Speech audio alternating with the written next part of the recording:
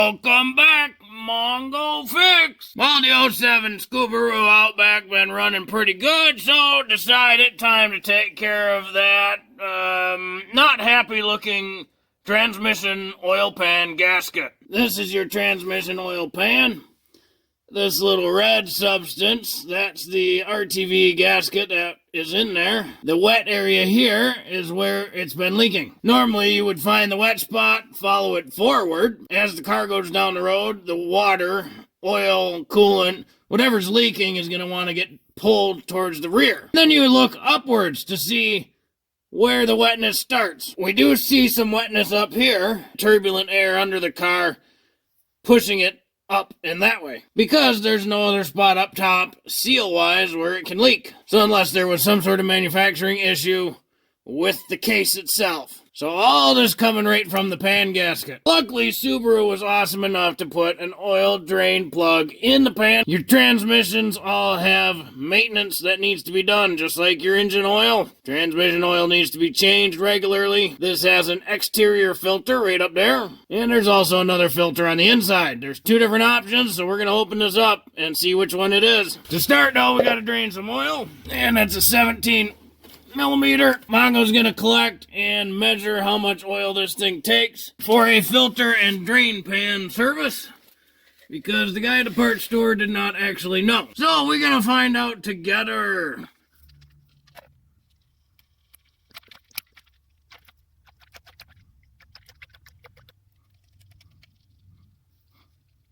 While that's draining, we can get this exterior filter off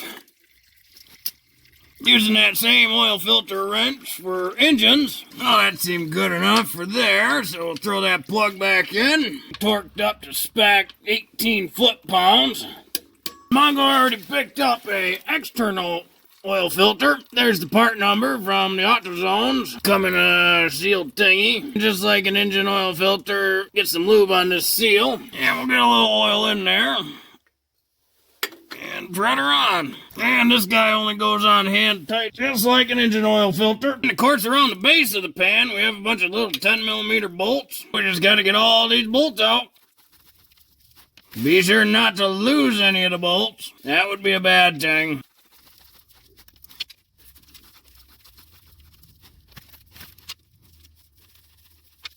Once you get all the bolts out, now you can attempt to pull the pan down. Just a fair warning, that RTV usually has a pretty good grasp of it. Sometimes you need a little flat out, just get in the groove. The other thing to note is that once you get her loose, there's going to be more oil in there, so have a pan ready. Well, she's starting.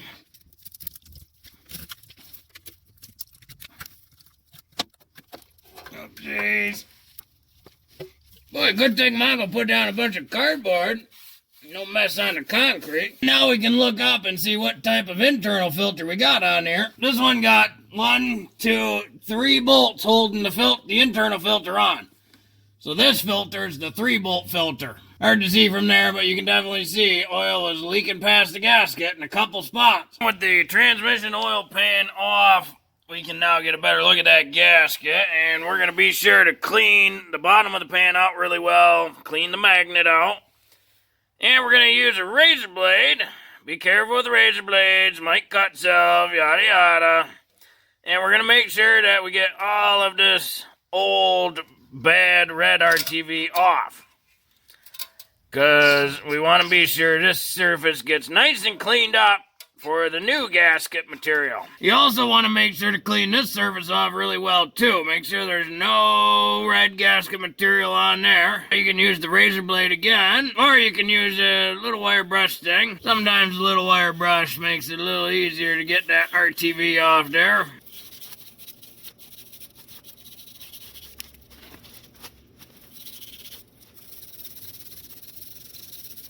I'll go run up to the old AutoZone, pick up an internal filter. There's the part number, just for reference. Get this old one down, just 10 millimeter bolts again. One right here, and one right there. One on the back side, way up there. These are not in here very tight at all, so when you reinstall, be sure not to over torque them. This is the new oil filter. This is the little O-ring the filter comes with around this neck. Make sure that O-ring is installed before you put it in. Otherwise, it'll have a lot of problems if that O-ring's missing. Mongo recommends just dip a little finger in the transmission fluid and run it around that O-ring, just to give it a little bit of something to help slide it into the orifice. And then you can pop it into place. Sometimes that new O-ring just takes a little wiggle. There we go. It kind of holds itself there. Then we can thread all three of the bolts back in. They were not very tight in there. Just a little snug, little extra oomph for good measure, but just a little. Don't go too much. Mongo's got a little baby torque wrench. We just double checked. 7.5 Newton meters is what Mongo set it to, but that's Mongo.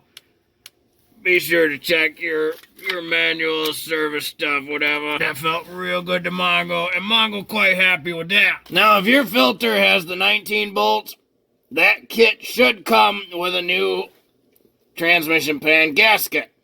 This one did not. Mongo not sure if it, depending if you have the 4-speed or 5-speed.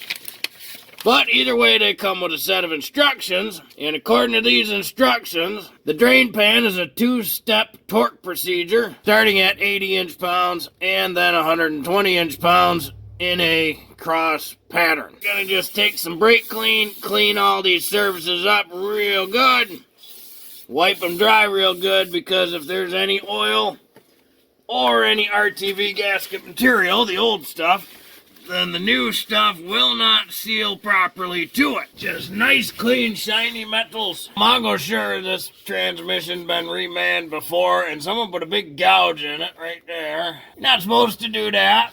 Probably another reason why this one had RTV instead of a gasket. Mongo's gonna use the gray RTV to make a gasket. Good high temp, it's good high torque. Just gonna start going around the inside area.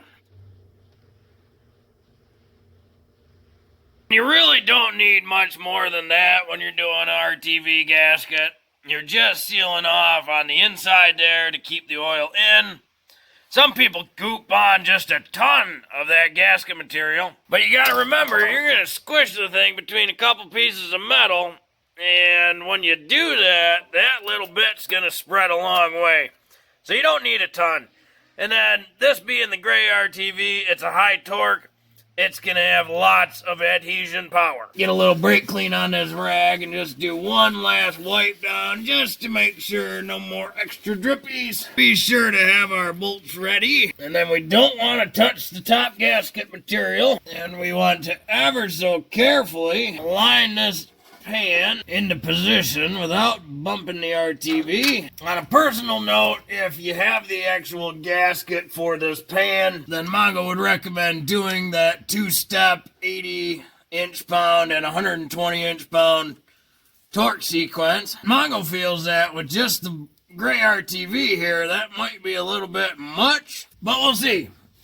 Depends how it feels, because as you know, Mongo like to go off feel. Be sure not to cross-thread these holes, and because the previous person put RTV in them already, the holes don't feel great. Mongo got it all torqued up, and based off the feel for an RTV gasket, Mongo only did the first step, that 80 inch-pounds.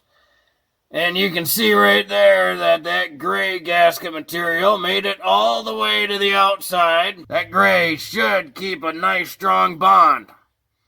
So Mongo real comfortable with just that 80 inch-pounds. According to Mongo's very scientific measurement devices, we have recovered just about 6 quarts of transmission fluid. So Mongo's going to start with putting 6 quarts of fluid into the tranny. Now this is the passenger side of the engine. So way up here, that's the passenger headlight. Right down there is a little dipstick. That dipstick is not for the transmission. That dipstick is for the front differential. Do not put transmission fluid in there. This is the driver's side of the engine. Here's the fuel hose that goes in. There's the driver's side headlight. And if we look down here, there's another dipstick. This yellow dipstick here, that has a tube that goes all the way back into the transmission. This is the transmission dipstick. So to fill the transmission with oil, we'll pull this all the way out. Mongo highly recommends a transmission funnel. And the only thing that identifies a transmission funnel is a lot of times it'll have a normal funnel top and just a really long, thin tube. So that way it can get down far enough into the transmission dipstick tube. It has to fit into that tube. This one's a flexible one, which means you have to hold this funnel as you add fluid. Others are hard-bodied, which means they'll kind of support themselves. Mongo's using a flexible one just because it's kind of a goofy angle to try to get down to. Make sure it does go inside the tube. Otherwise, it'll just spill transmission fluid everywhere. How do you know if your ATF or automatic transmission fluid is rated for a Subaru or any vehicle, be it a Nissan, a Volvo, whatever, GM, anything? They usually have some sort of identifier on the back. This is actually pretty nice because it shows what the rated spec is. So Subaru ATF HP, non-CVT. But it's also got Jaguars, Volvos, Volkswagens, Mercedes, BMW, Mazda, Nissan, Hyundai, Mitsubishi, Honda, Toyota. If the ATF called for in the manual is one of those specs, then this fluid will work. If it is not, then this fluid will not, and you'll just have to go to the next one. Mongo bought this gallon 4 quarts. And then just 2 more extra quarts. That's the 6 quarts that Mongo measured out. Yes, you usually have to pour pretty slow for these. So we're just going to skip to the end. This transmission dipstick has a couple different spots. It says cold low, cold full, hot low, and hot full. So there's a couple different ways you could read this depending on if the transmission is hot or cold. No matter what, the transmission has to be running. Take the funnel out, fire the car up, get it on level ground because it's still on the ramps. And then we can check the level. Fire the car up. And then we cycle it through all the gears slowly.